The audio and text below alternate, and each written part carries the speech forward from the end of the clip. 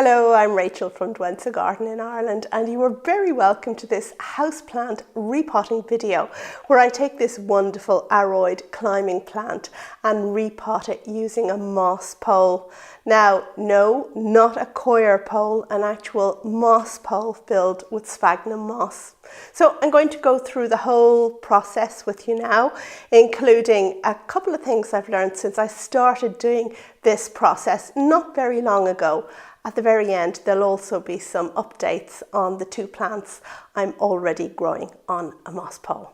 So let's get on with the video.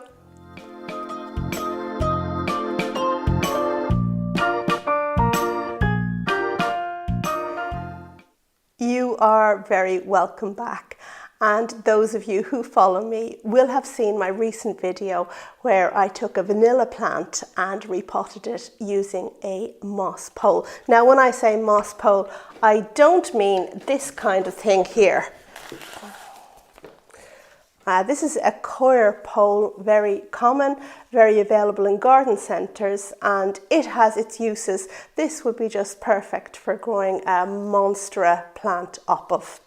But it doesn't provide any substrate for the plant. It's something to climb onto, but it doesn't provide anything that the roots of the plant can actually go into. So that's not what we're doing today at all.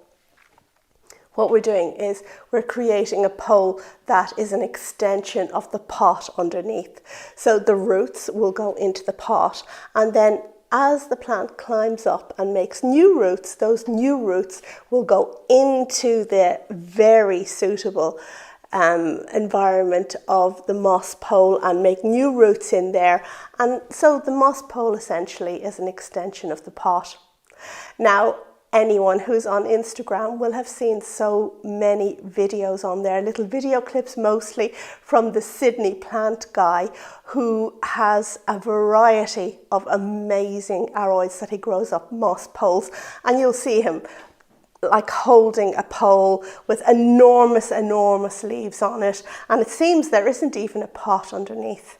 Well, I saw these videos for a good while myself, and I was always a bit skeptical because how could a plant that enormous grow in such a tiny pot? And it wasn't until later that I realised actually the moss pole is an extension of the pot, so the pot itself isn't all that the plant has to gain nourishment and sustenance from. So this is all very new and exciting for me, and I just want to get on with trying a few more plants. Now, I took a recommendation of what plant to use as a starter plant on a moss pole, and this is the one that I'm dealing with today. And this is actually a Monstera. Now, just a little side note here, the enormous Monstera deliciosa that many of us grow in our houses is not suitable for a moss pole. The Monstera deliciosa is an amazing thing that, I mean, you don't even practically need to give it anything for it to just get enormous. So a moss pole would kind of be wasted on it. However, this plant here is a Monstera adansonii, and it's a much wimpier plant, let's just say. So this is a very good starter candidate if you're starting out putting something on a moss pole. And you can see how desirable it is in that the leaves have these fenestrations, these complete holes in it, unlike the Monstera deliciosa, which has there aren't complete holes in it. It's just kind of palmate leaves. So this is the guy we're putting on the pole today. Now, this is a small plant, and this is the other thing. So many of us are reluctant to buy these plants with small leaves because it just seems incredulous that this might produce leaves that are really big in size. I mean, look at what we're dealing with. But if you're going to grow something in a moss pole, the best idea is to start with a small plant or a cutting so that the plant can get used to the moss pole and acclimatise as it grows. And then as it gets going, it's going to give you those fantastic leaves. So the first thing I'm going to do is to take this plant out of its pot. Now, I have actually soaked it in water for a while, so it's going to be easy to do this. and out we come. And look at the super root system on this little baby. It's not a very large plant, but it does have a super root system. Now I'm just going to try and knock off as much mix as I can before we get started. And I'm also wondering if I have more than one cutting here in the same pot. It's not an issue. It's probably better if I have more than one cutting, then my plant is going to fill up that moss pole quicker, and that's all good. I think I'm just going to run this under the tap. Okay, so it is just a little bit later. I have disentangled the roots as much as I dare, taken as much soil out as I dare, and as you can see there's a very healthy root system. Now if I were to take any more soil out, I wouldn't be in serious danger of breaking the roots. I broke them a little bit, but not too much, I hope. And I hope that this root system is going to take very well to the pole that I'm about to place it on. Now if we look closer at the stems right in here, you can see how these stems are already sending out aerial roots, like say there and there. And there are the little buds of aerial roots there. And if we turn it around here, this particular stem has so many of them. And these aerial roots are the things that are going to embed themselves into my moss pole and just help pull the plant up there and help it start doing so well. The next step is to assemble the moss pole, and you may ask, what the heck is that? That doesn't look like a moss pole. Well, you can build your moss pole yourself out of something like chicken wire, which you curve around and make a kind of tube out of. Or plastic coated chicken wire, I suppose, would be better because it wouldn't kind of rust over time. And that certainly is a very good way to do it. I, on the other hand, have bought a kit, and we have this kind of plastic kit that comes, and it's modular. So there are several bits that all fit into each other if you want your moss pole to be taller and taller.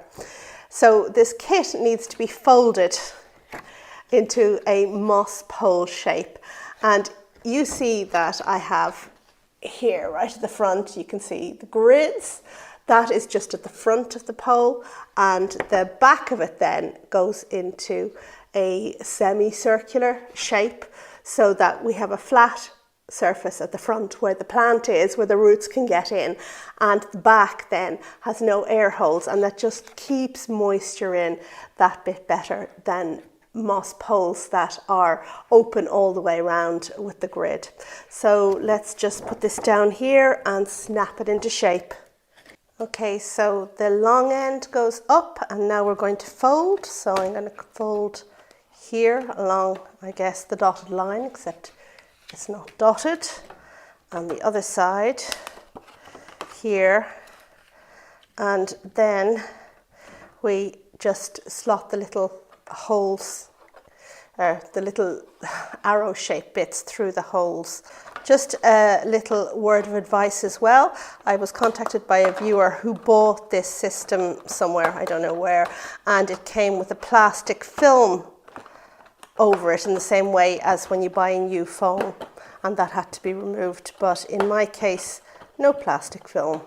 Now this one did not snap very well. You know what? I did it wrong. Over, not under. I think I said that and then I did the wrong way around.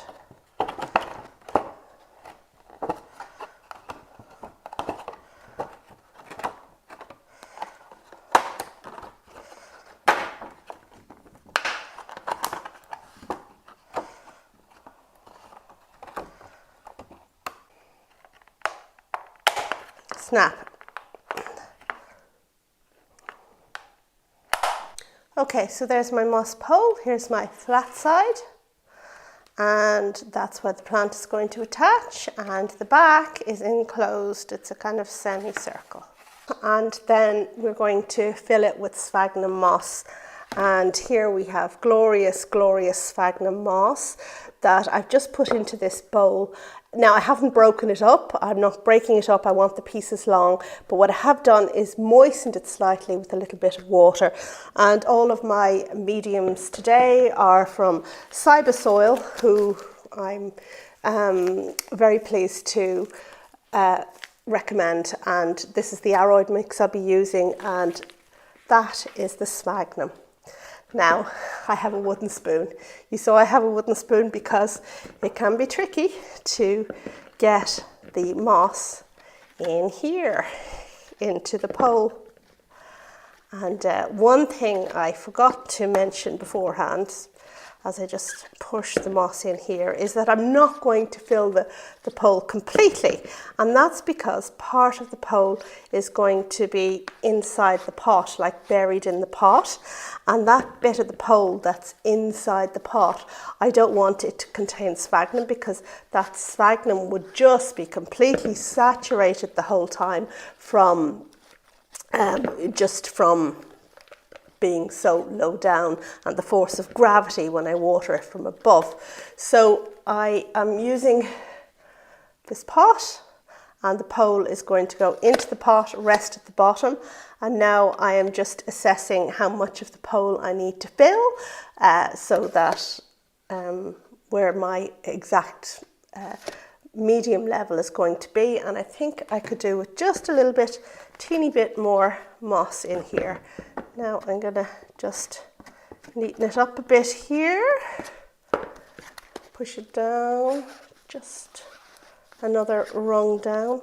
With the moss, you have to get it at the, not too tight and not too loose. You need enough moss in here to make a very welcoming environment for the roots of your plant. But you don't want to be too dense that the roots can't get in because it's too tight. And that, I guess, is something that you learn with experience. I do not purport to be an expert at this moss pole building. It is my third time doing that. And if you want to check out what the experts do, I will link, of course, to Sydney Plant Guy in my video description down below, so you can check out what he's doing. But it's always interesting to see what somebody in a different climate can do with these things. Okay, so there's, whoops, my moss pole filled with moss. Here's my pot, and it will go in like that. And I think that's about the right level. Maybe a tiny bit more moss down here. So what's going to go in the lower part of the pole? And the answer to that is the medium, of course. The medium that will be in the pot anyway. Somebody asked me why you couldn't just leave this empty. And I guess the reason why you're not going to leave that empty is that if perhaps you don't water sometime, your moss dries out, then it's going to not stick together so well and might fall down in the pole. Also, I guess your pole is a little bit top heavy if there's the moss at the top and nothing down below. And also, if this is in your pot and it's surrounded by medium, the force of the medium will perhaps make this cave in, and you don't want that. You want the pole to remain intact. It's one of the advantages of plastic, isn't it? Right, so now I need to make up the medium so that I can put some in the base of my pole. And I mentioned that I'm using the mixes of Cybotanica. I have their Aroid mix here, which is excellent, and I would use it just straight if ever I were potting Aroids generally. But in this case, I'm going to add a little bit of, stuff for extra drainage, and I'll tell you why now. Now, this mix is going to sit at the base of the moss pole, and the water that gets fed into the moss pole is going to drain down and it's going to water the mix. So the mix has to be very well aerated. So basically this plant, the mix in this plant is going to be watered more than mixes generally are. So it needs to be very well draining. The pot I'm using is a 16 centimetre pot. That's 16 centimetres across here and 16 centimetres deep. You want a relatively deep pot because you want to take the base of the moss pole right down to the bottom of it to just add stability. Now, I've seen a lot of people use transparent pots, which is grand. Obviously, you can't use transparent pots for normal plants because the roots get confused as to which way is up and which way is down. However, with epiphytes, like most of these philodendrons and monsteras are, a transparent pot is just fine. I don't have one because the transparent pots I have a little cone in the middle to assist with drainage, as you might need with orchids or whatever. However, with a cone coming up in the middle, the moss pole won't be able to sit on the base of the pot and it wouldn't be as stable as it would otherwise. So we're not doing that. Now, here's my moss pole, and now I'm going to put some of this mix in at the base of it. Very messy job. Fill it up to where it meets the sphagnum.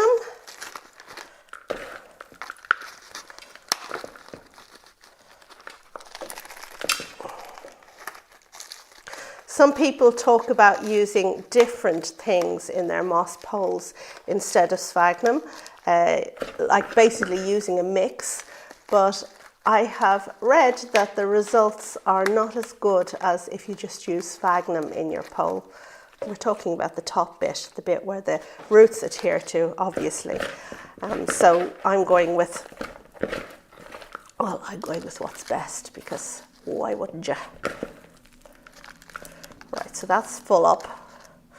And now we take my pot and put this into the pot so it touches the bottom and the medium can't escape.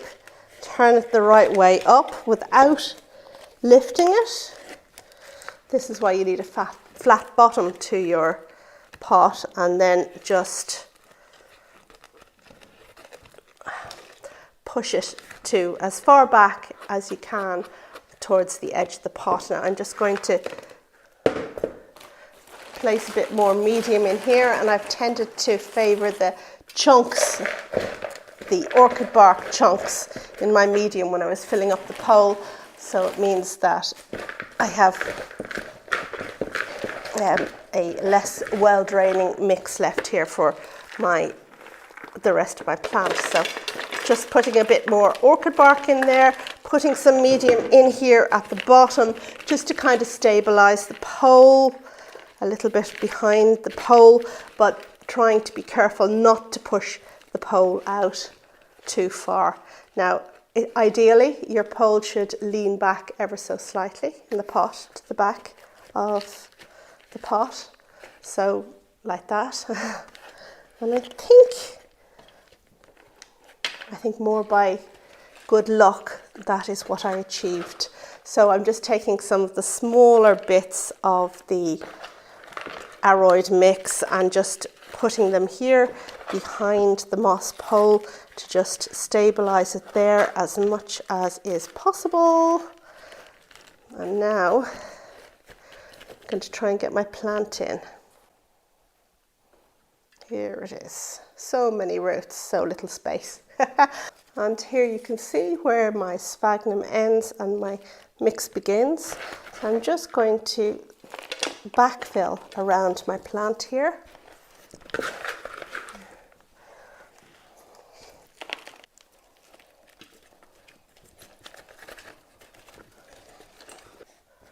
Now you'll see that the plant is on one side and we have a back here with nothing on it, and that's intentional. I want my plant to grow good and bushy around the front of the pole and not around the back, because if it were to go all the way around, then it might be difficult to find a space for it. Something so 3D is difficult to place on a cabinet or somewhere in the house.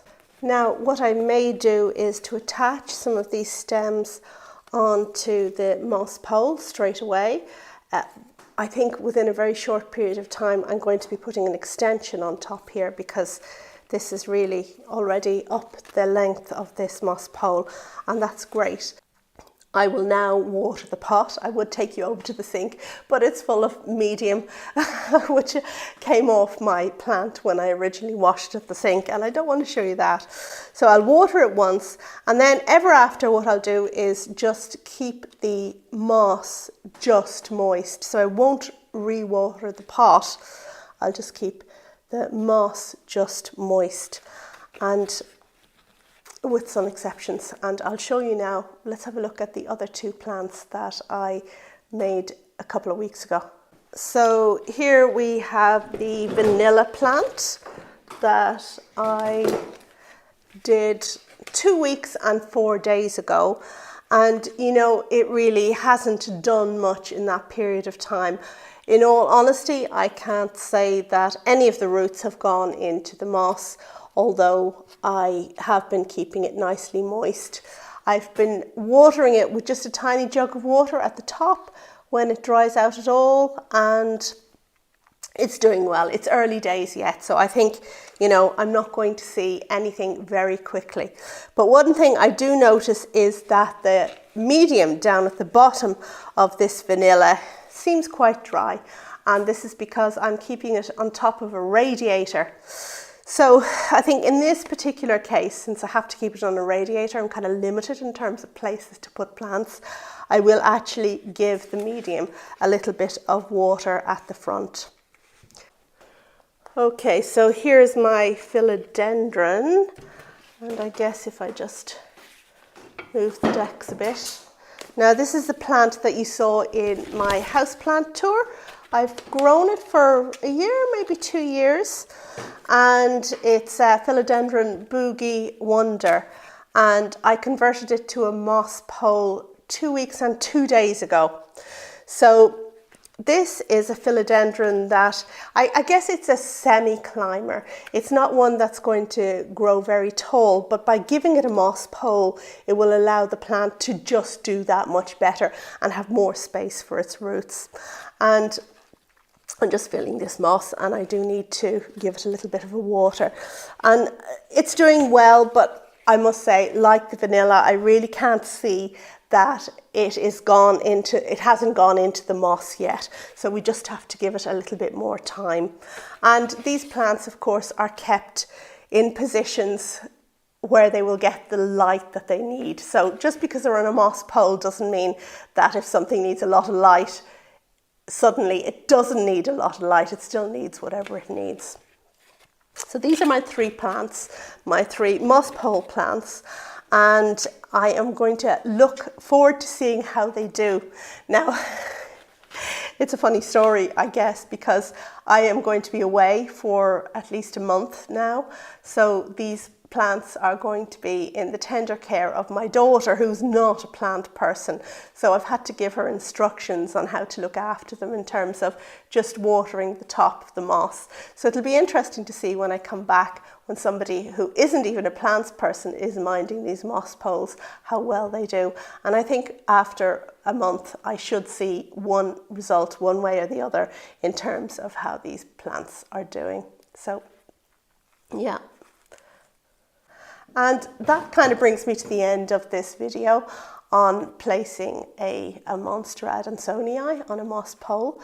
I hope you found it useful. It's a little bit different to the vanilla plant, which is essentially an orchid, well, they're all essentially climbers. You're only doing this with climbers, but it is just a little bit different. Thank you for watching, and I have to tell you that the video service I provide is going to be a bit intermittent now over the next time, because I am going away, as I mentioned. I am going to Malaysia in a couple of days, and I'm going to spend some time trooping through the jungles of Borneo to see native plants. A fantastic opportunity and something I have wanted to do for a very long time, so I'm so looking forward to that. I will post videos as and when I can, and please don't forget me in the interim. I will post photographs, I suppose, on YouTube, but also on the Facebook Douentza garden page and on my Instagram account, all of which are linked in the description on every video, basically. So you will hear from me, but not in the same capacity for a while. Thanks as always for watching. Thanks for your loyalty. Thanks for your enthusiasm. And I will see you soon. Bye.